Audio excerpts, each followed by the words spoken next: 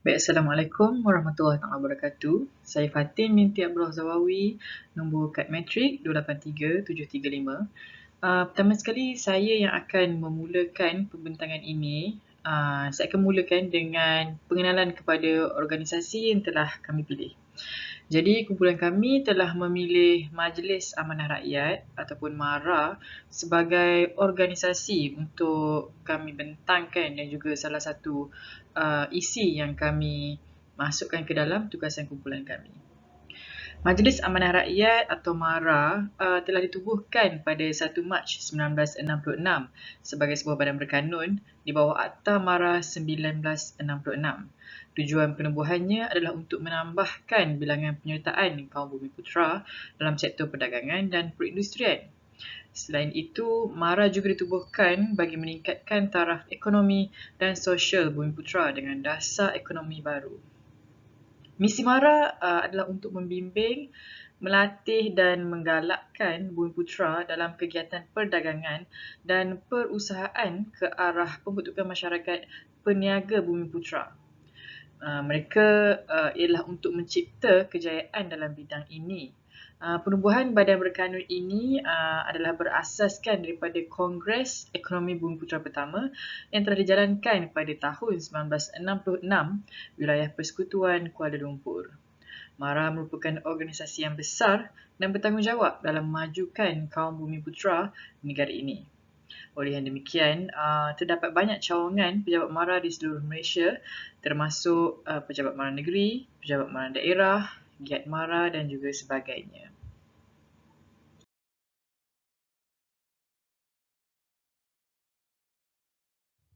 Baik, saya akan membentangkan pula berkenaan dengan bidang komunikasi organisasi.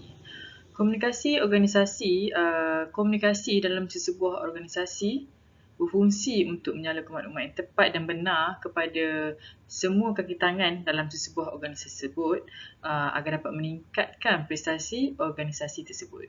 Menurut Pincus 1986, komunikasi ke atas, komunikasi mendata dan komunikasi ke bawah punya kaitan yang kuat dengan kepuasan kerja serta prestasi pekerja.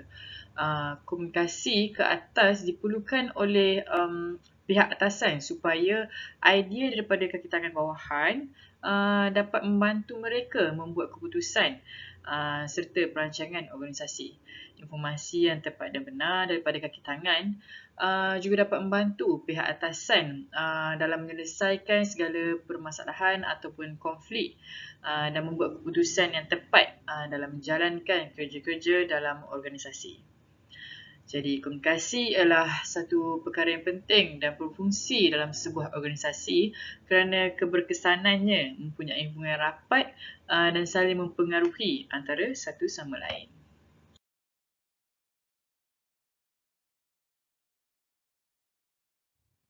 Baik, seterusnya ialah komponen dalam komunikasi organisasi dalam MARA. Yang pertama sekali ialah sistem pengurusan. Komunikasi terbahagi kepada 3 pendekatan iaitu klasik, hubungan manusia dan juga sumber manusia.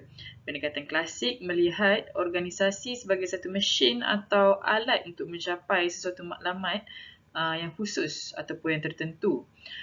Sebagai contoh, pengarah MARA negeri perlu memberikan arahan yang jelas dan tepat menggunakan komunikasi yang formal terhadap pekerja atau kaki tangan bawahannya bagi mencapai sesuatu matlamat ataupun menyiapkan sesuatu pekerjaan atau program untuk menyempurnakannya atau sebarang kerja yang telah dirancang.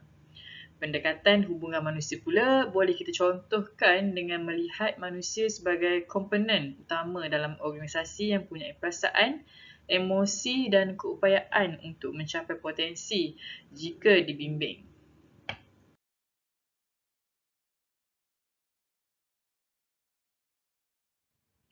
Yang keduanya ialah iklim dan budaya organisasi MARA. Iklim dan budaya organisasi mempengaruhi komunikasi dalam organisasi MARA. Setiap individu ataupun kaki tangan perlu memainkan peranan penting dalam menjaga adab dan tutur bicara, menghormati antara satu sama lain, tidak mengira usia dan pangkat kerana ia akan mewujudkan suasana yang harmoni dalam pekerjaan. Sebagai contohlah, seorang pekerja bawahan, dia perlu menghormati superior dia ataupun mereka yang lebih berpangkat tinggi. Itu mengikut hierarki jawatan. Tapi apa sekalipun, sebagai seorang ketua ataupun mereka yang mempunyai jawatan yang tinggi, juga perlu menghormati mereka ataupun pekerja bawahan, kerana kita dalam sebuah organisasi ni kita sebenarnya saling bergantung. Setiap kerja yang kita lakukan adalah saling berkait rapat. Jadi untuk memastikan sebarang proses penyampaian ataupun sebarang proses kerja itu berjalan dengan lancar, menghormati antara satu sama lain, apa lagi, adalah satu perkara yang penting dan perlu diterapkan dalam diri dalam setiap orang dalam organisasi tersebut. Yang ketiganya adalah etika komunikasi organisasi MARA. Etika komunikasi organisasi adalah tindakan yang baik ataupun buruk organisasi dalam melaksanakan tanggungjawab moral dan kewajipannya. Ia dipengaruhi oleh sistem nilai diri, sistem nilai organisasi dan piawai profesionalism organisasi.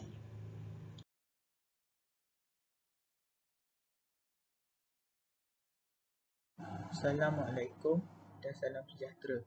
Di sini saya ingin membentangkan slide tentang amalan komunikasi organisasi.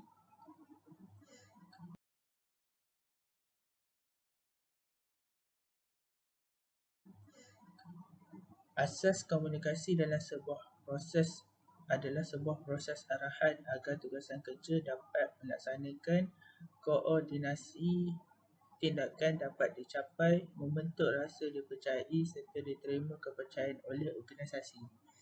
Proses arahan daripada pihak atasan untuk kaki tangan bawahan supaya aktiviti ataupun tugas dapat dilaksanakan.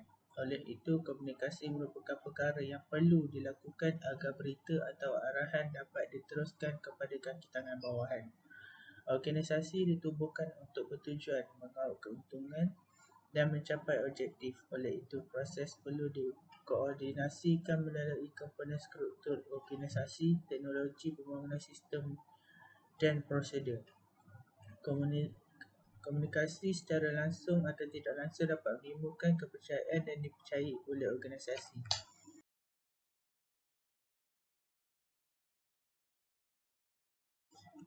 Kepentingan komunikasi organisasi. Kepentingan komunikasi dapat melihat melalui 3 aspek, iaitu hubungan antara pihak luar, hubungan dalam organisasi dan antara individu dalam organisasi. Hubungan dalam organisasi perlu menghubung antara satu sama lain agar misi serta objektif organisasi dapat dicapai. Komunikasi antara individu dalam organisasi perkara penting untuk mencapai misi dan visi organisasi, kerana komunikasi antara individu dapat melibatkan pengkongsian maklumat dan perasaan mereka sesama sendiri. Komunikasi dalam organisasi adalah perkara penting dan menjadi teras utama dalam organisasi supaya organisasi dapat mencapai objektifnya dengan jaya.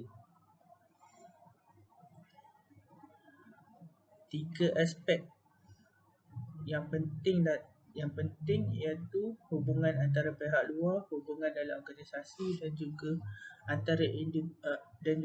komunikasi antara individu dalam organisasi.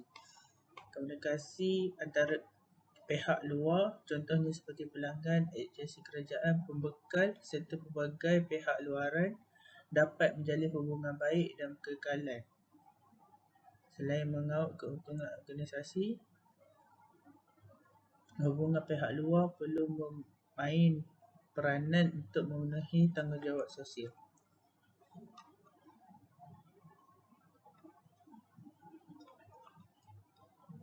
Komunikasi dan hubungan dalam organisasi perlu menghubung antara satu sama lain agar misi dan visi serta objektif organisasi dapat dicapai. Komunikasi antara individu dan organisasi adalah penting juga untuk mencapai misi dan visi organisasi. Kerana komunikasi antara individu dapat melibatkan perkongsian maklumat sesama mereka.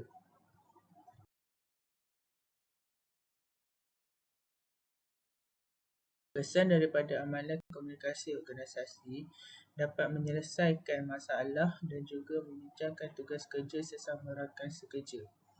Sekadar komunikasi dalam organisasi tidak akan mencapai matlamat objektif organisasi. Namun, dengan sifat kepimpinan, sistem prosedur dan teknologi perlu menyumbang kepada keberkesanan pengurusan organisasi. Komunikasi yang berkesan dapat menyalurkan maklumat yang penting melalui sumber-sumber komunikasi, melalui penyaluran mesej sama ada melalui media bertulis ataupun perkara-perkara yang bertulis atau perkara yang lisan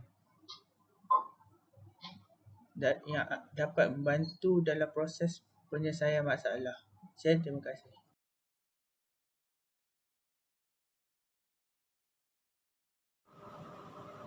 Assalamualaikum warahmatullahi wabarakatuh.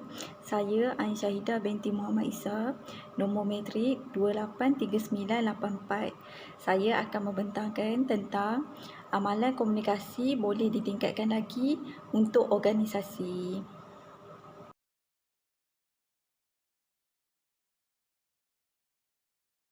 Yang pertama, hubungan dalaman organisasi, iaitu setiap kaki tangan organisasi sentiasa berhubung dan berkomunikasi untuk memenuhi misi, visi dan objektif yang ditetapkan oleh organisasi. Majikan dan pekerja berperanan penting dalam menjalinkan hubungan baik antara pihak atasan dan bawahan secara tidak langsung dapat meningkatkan prestasi kerja dan produktiviti organisasi.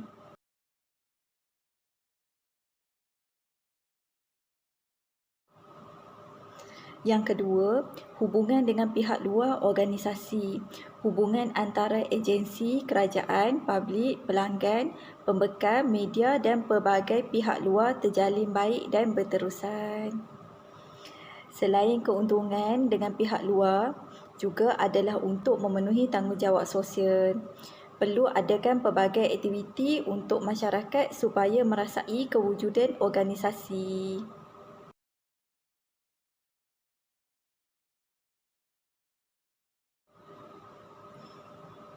Yang ketiga iaitu hubungan antara individu dalam organisasi. Kelebihan setiap manusia berkomunikasi, memberikan pendapat serta berkongsi pandangan dengan orang lain.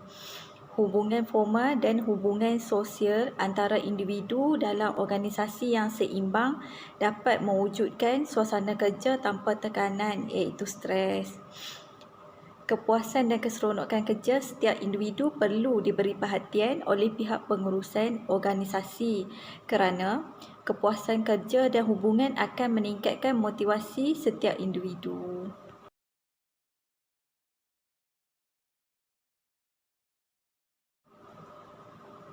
Okey, kesimpulan dia, komunikasi organisasi berdasarkan 3 fokus iaitu definisi, pendekatan dan pelaksanaannya. Dapatlah dinyatakan bahawa komunikasi organisasi merupakan proses komunikasi bertujuan untuk mencapai matlamat dan sasaran dalam pelbagai konten. Setiap komunikasi organisasi yang dinyatakan bahawa sesuatu komunikasi itu dianggap selari dengan matlamat dan sasaran yang ditetapkan oleh organisasi. Dengan itu, kita dapat melihat bagaimana proses perancangan komunikasi dilakukan menerusi analisis yang dijalankan dan melaksanakan aktiviti komunikasi mengikut agenda dan plan yang disediakan serta menilai keberkesanannya menerusi audit komunikasi oleh organisasi. Selaras dengan sifatnya yang dinamik juga, komunikasi organisasi berupaya mengadaptasi dengan perubahan persekitaran organisasi ekoran daripada perkembangan teknologi dan segmen khalayak yang pelbagai. Sekian saja pembentangan pada saya.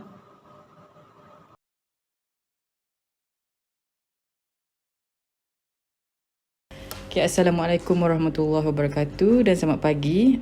Saya ucapkan kepada Puan Lailatul Asmah binti Muhammad Tahir, iaitu Pengarah MARA Negeri Perak. Hari ini saya akan menemu bual Puan berkenaan dengan tajuk tugasan yang diberikan kepada saya dan kumpulan saya, iaitu bidang komunikasi organisasi. Sebelum tu boleh Puan perkenalkan diri terlebih dahulu. Okay, Assalamualaikum warahmatullahi wabarakatuh. First of all, thank you for having me in this interview session. Saya rasa bertuah lah dipilih to be part of your journey dalam menyiapkan tugasan dan juga your study. InsyaAllah hari ini bila terpilih ni, saya rasa saya akan cuba berikan yang terbaik lah untuk memastikan input-input yang diperlukan dapat saya kongsikan bersama you and your team lah. Saya Lailatul Asmah binti Muhammad Tahir, Pengarah MARA Negeri Perak. Telah bertugas di Negeri Perak selama lebih 2 tahun dan bersama dengan MARA lebih hampir 18 tahun lah. Dan telah ditempatkan dalam pelbagai sektor lah. Kalau di MARA ni saya telah bertugas di sektor pendidikan, sektor usahawan, sektor pelaburan, dan Alhamdulillah kali ini saya ditempatkan di Pejabat MARA Negeri Perak untuk mengetuai keseluruhan organisasi di bawah MARA Negeri Perak yang merangkumi Pejabat MARA Negeri, Pejabat MARA Daerah, Pejabat pusat-pusat pendidikan MARA seperti MRSM, KKTN, KPM, KPTM, UNIKL dan lain-lain. Jadi tugas saya di Negeri Perak ni adalah satu tanggungjawab yang besar, memastikan semua aspek organisasi dan juga fungsi MARA secara keseluruhan dapat kami laksanakan dengan baik melalui pusat-pusat yang telah ditubuhkan. Dan insyaAllah kita by having that insyaAllah kita cuba berikan perkhidmatan yang terbaiklah kepada masyarakat untuk membantu mereka daripada aspek keusahawanan, aspek pendidikan, pelaburan dan juga khidmat sosial. Itulah sedikit introduction peranan dan juga fungsi saya di Negeri Perak ni, Fatin. Okey, baik. Boleh tak Puan terangkan sedikit sebanyak bagaimana Puan memberikan arahan ataupun menangani staf-staf dan kaki tangan di bawah jagaan Puan? Dan macam mana Puan berkomunikasi dengan mereka dari semasa ke semasa? Aspek komunikasi ni sebenarnya satu aspek yang paling penting dalam pengurusan. Sekiranya kita mempunyai cara komunikasi yang berkesan, insyaAllah semua maklumat, semua isu, semua masalah dan juga cabaran yang kita hadapi dapat kita tangani secara baik dan insyaAllah dapat diselesaikan dengan baik. Jadi komunikasi ini merupakan elemen yang paling penting lah dalam kita menguruskan sesebuah organisasi. Dan kita kena faham komunikasi ini perlu berlaku secara dua hala. Jadi apa yang saya buat dalam saya menguruskan komunikasi di Pejabat MARA Negeri Perak adalah membenarkan ataupun kita allow untuk komunikasi dua hala lah, maknanya bottom up dan juga up to bottom lah, maknanya kita allow maknanya arahan tu mungkin akan turun secara daripada atas ke bawah, tetapi dari segi input, dari segi pandangan, idea dan sebagainya kita allow untuk daripada bawah ni akan disampaikan kepada pihak atasan. Jadi itu antara kaedah komunikasi yang berkesan apabila berlakunya komunikasi dua hala dan dia tidak berlaku secara silo. Maksud saya silo ni hanya seorang saja yang bercakap, there's no response from the other side of the parties kan, dan jadi dia tak berlakulah komunikasi yang berkesan di situ. Pertamanya dia akan ada orang yang menyampaikan, maknanya contohnya kalau saya sebagai penyampai maklumat ataupun penyampai arahan, dia ada juga orang yang menerima maklumat, resipiennya, dan juga menerima arahan. Jadi sekiranya cara penyampaian saya itu satu cara yang tepat, satu cara yang jelas, insyaAllah orang yang menerima itu juga akan faham dan akan melaksanakan arahan yang diberikan dengan cara yang betul. Jadi at the end kita mengharapkan objektif komunikasi itu dapat kita laksanakan dan dapat kita capai. Jadi antara lain apa yang saya praktiskan di sini, kalau kita lihat dari segi carta organisasi di Pejabat Mara Negeri Perak ni ada pengarah, kita ada timbalan pengarah, kita ada ketua unit dan juga kita ada staf-staf di bawah setiap unit yang telah diberikan fungsi masing-masing. Selain itu juga komunikasi saya berlaku dengan pejabat mara daerah lah. Pejabat mara daerah tidak terletak di secara fizikalnya dekat dengan saya. Mereka ini akan berada di setiap 10 daerah di seluruh negeri Perak. Jadi komunikasi dengan pejabat mara daerah itu perlu berlaku dalam pelbagai cara. Kalau di pejabat mara negeri kita boleh laksanakan secara bersemuka. Jadi komunikasi secara bersemuka ni satu komunikasi yang sangat berkesan lah, bila kita boleh lihat respon secara immediate, kita boleh tengok body language, kita boleh nampak kita boleh dapat pandangan ataupun input secara lebih cepat Tapi apabila komunikasi dengan pusat yang di luar ataupun jauh dari segi distance komunikasi itu perlu dibuat dengan cara yang betul supaya satunya tidak ada breakdown in between. Kalau melalui telefon kita pastikan line-nya jelas, line-nya tidak ada gangguan. Kalau sekiranya melalui email, kita perlu jelaskan arahan itu dengan terperinci melalui penulisan secara email. Sekiranya melalui WhatsApp pun sama, kita perlu menggunakan bahasa-bahasa yang bersesuaian lah untuk kita berikan arahan tugasan rasmi yang kita ingin sampaikan kepada pejabat mara daerah. Dan juga komunikasi juga berlaku melalui fax itu adalah cara yang daripada dulu kita guna. Now medium komunikasi kita ada pelbagai. Tapi the most cara yang paling biasa yang kita laksanakan di sini adalah menggunakan WhatsApp group. Jadi WhatsApp group ini kita menghantar satu information akan dapat kepada pelbagai pihak yang berada di dalam kumpulan yang sama, yang ada misi yang sama, objektif yang sama. Jadi kita ada common interest di dalam kumpulan itu, dan insyaAllah komunikasi itu lagi mudah lah berbanding kita perlu menyampaikan secara individu. Itu antara yang saya boleh kongsi lah, Fatin, apa yang kita laksanakan di Pejabat Mara Negeri Perak untuk kita pastikan komunikasi itu dapat kita laksanakan dengan cekap dan juga mencapai objektif. Okey, baik. Saya nak bertanya pula berkenaan dengan keadaan kita sekarang yang ada yang work from home. Selepas pandemik ni, kita ada lockdown. Macam mana Puan berkomunikasi dengan kaki tangan di bawah Puan? Maknanya sekiranya tentunya ada masalah, tentunya ada kekangan dari segi kerja, dari segi workload dan bebanan kerja lah, macam tu. Cara Puan nak bahagi-bahagikan kerja, macam mana Puan berkomunikasi dan cara Puan gunakan supaya orang kata workflow tu berjalan dengan lancar. Okey, seperti mana yang kita semua maklum berlakunya pandemik COVID-19 ni telah mengubah kaedah kita bekerja. Kita perlu mengamalkan norma baru, new norm dalam kita melaksanakan semua aspek kehidupan kita. Bukan setakat kita bekerja, even kita nak berurusan, berkomunikasi dengan masyarakat, kita nak berurusan dengan ahli keluarga sendiri pun kita ada cara-cara baru ataupun norma baru yang perlu kita apply. Dalam aspek pengurusan semasa COVID semasa pandemik, bila arahan kerajaan ataupun arahan JPA membenarkan certain percentage sahaja yang boleh hadir bekerja dan selebihnya akan bekerja dari rumah ataupun work from home, di situ telah berlakunya satu orang kata kaedah pengurusan yang berbeza lah dalam kita menguruskan komunikasi. Jadi apa yang penting ialah, pertamanya pandangan saya lah dan apa juga yang kita laksanakan di Pejabat Mara Negeri Perak, pertamanya setiap arahan perlu ditulis secara jelas, diberi arahan secara bertulis supaya setiap daripada pekerja dapat merujuk SOP terkini yang kita gariskan, sama ada untuk hadir bekerja di pejabat ataupun bekerja dari rumah.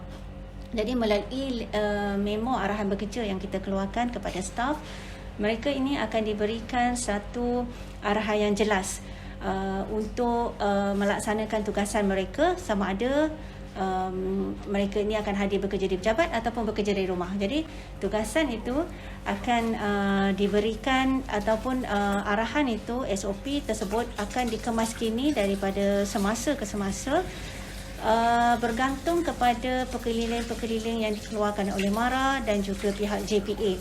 Jadi pihak JPA contohnya dia akan mengeluarkan satu perkeliling secara general, tetapi bila kita nak melaksanakan di Pejabat MARA Negeri Perak ni ya Fatin, kita kena melihat kepada keperluan lokaliti. Kadang-kadang tidak dinyatakan di dalam perkeliling, tetapi berdasarkan keperluan di lokasi kita ini, contohnya di Kinta yang digazetkan sebagai satu daerah zon merah, kita ada kuasa-kuasa yang ada kepada pengarah MARA Negeri untuk kita menambah beberapa SOP yang lebih jelas, SOP yang lebih mudah untuk membantu staf-staf untuk melaksanakan tugas mereka. Jadi contohnya aspek pengurusan anak-anak, kita jelas dah kalau di dalam perkeliling JPA itu menyatakan anak yang berumur 12 tahun mereka ni boleh diberikan 12 tahun dan ke bawah mereka ni boleh diberikan kelonggaran untuk bekerja daripada rumah. Tetapi kita ada satu komunikasi yang berasingan dengan staf tersebut. Adakah mereka ini langsung tidak ada orang yang menjaga anak, ataupun sebenarnya ada orang yang melihat ataupun menjaga anak mereka di rumah dan mereka ni boleh datang bekerja, dan keperluan mereka juga untuk datang bekerja di pejabat. Jadi kita kena ada separate communication dengan setiap group staff kita yang ada common issues untuk kita handle secara berasingan. Jadi di sini sebenarnya yang saya katakan komunikasi dua hala tu. Maknanya arahan tu tidak hanya turun secara straight saja mengikut apa yang digariskan oleh JPA, tetapi kita sebagai ketua, kita perlu identify juga keperluan-keperluan permasalahan yang dihadapi oleh staf supaya kita boleh cater keperluan mereka secara menang-menang lah, win-win situation. Menang juga di peringkat kita sebagai ketua jabatan untuk pastikan tugasan dilaksanakan dengan baik, menang juga di pihak staf yang ada masalah-masalah menguruskan anak, tapi dalam masa yang sama dapat melaksanakan tugas mereka dengan baik juga. Itu antara situasi yang dapat saya kongsikan, dan telah pun kita laksanakan, dan alhamdulillah sepanjang tempoh PKP, PKPD dan sepanjang tempoh arahan Sekatan Pergerakan yang dikeluarkan oleh kerajaan, Pejabat MARA Negeri Perak dapat melaksanakan tugas dengan sempurna, insya-Allah. InsyaAllah. Okey. Puan, saya ada lagi soalan berkenaan dengan dalaman juga, organisasi juga. Sekiranya seseorang staf atau kaki tangan di bawah jagaan puan mengalami masalah, mungkin masalah dalaman yang memberi efek kepada kerja dia seharian, macam mana, apa yang puan laksanakan, apa yang puan buat untuk bantu ataupun untuk menangani? Adakah puan akan berjumpa dan berkomunikasi dengan kaki tangan tersebut secara bersua muka atau sebaliknya? Okey, sebagai ketua kita ada peringkat-peringkat tertentu dalam kita menguruskan masalah-masalah yang dihadapi. Kita faham setiap orang yang menghadapi masalah, mereka tidak simply untuk bercerita masalah mereka kepada orang yang sesiapa saja. Maknanya dia akan ada satu orang, kita nak bercerita masalah ni, kita akan mencari siapa yang kita selesa nak bercakap, siapa yang kita rasa dia ni boleh menyelesaikan masalah kita. Dan pada saya saya akan cuba identify masalah staff tu. Sekiranya sampai ke telinga saya akan kategorikan dulu berapa serius masalah tersebut sebenarnya. Adakah masalah itu boleh diselesaikan melalui penglibatan ketua jabatan, ataupun sebenarnya masalah itu sebenarnya saya tak boleh masuk campur. Contohnya masalah dia dengan suami dia, macam mana pula saya nak masuk campur? Tapi sekiranya sampai tahap masalah tersebut dapat memberi ataupun memberi kesan negatif kepada organisasi, maknanya di situ adalah peranan saya untuk saya mula mengambil tahu dan mengambil berat tentang masalah tersebut. Okey, jadi nak menjawab soalan yang Fatin tanyakan itu, sebenarnya saya sebenarnya lebih memberi kebebasan kepada staf tersebut untuk memilih siapa superior dia yang dia selesa untuk dia bercerita masalah. Sekiranya dia memilih untuk bercakap dengan ketua unit, dan saya akan biarkan dulu urusan tersebut diuruskan oleh ketua unit. Tetapi kalau sampai satu tahap ketua unit sendiri pun mengadu dia tidak boleh menguruskan masalah tersebut, mungkin daripada situ saya akan take over untuk kita lihat kaedah penyelesaian secara bersama lah. Tapi dalam kepanjangan situasi saya akan menghubungi sendirilah staf-staf yang bermasalah. Sekurang-kurangnya saya bertanya khabar dan memberi ruang kepada mereka ni untuk bercerita. Tetapi ada juga staf yang tak nak bercerita pun, pada dia tak apa, dia boleh selesaikan, ataupun pada dia ada cara dia untuk dia handle dengan orang yang lain. Jadi tugas saya adalah lebih kepada menunjukkan sikap tanggungjawab, sikap mengambil berat. Tetapi sebenarnya dalam menguruskan masalah, terutama masalah peribadi, itu bergantung kepada staff. Tetapi kalau kita bercerita tentang masalah kerja, saya akan involve daripada awal. Masalah disiplin, masalah kesukaran untuk melaksanakan kerja, ataupun masalah cabaran-cabaran dan berkaitan dengan memberikan perkhidmatan lah. Yang itu insyaAllah biasanya saya akan ambil tahu daripada awal dan akan ambil tindakan yang lebih cepat lah, sebab itu melibatkan bidang saya dan juga tidak melibatkan urusan peribadi secara direct lah. Okay.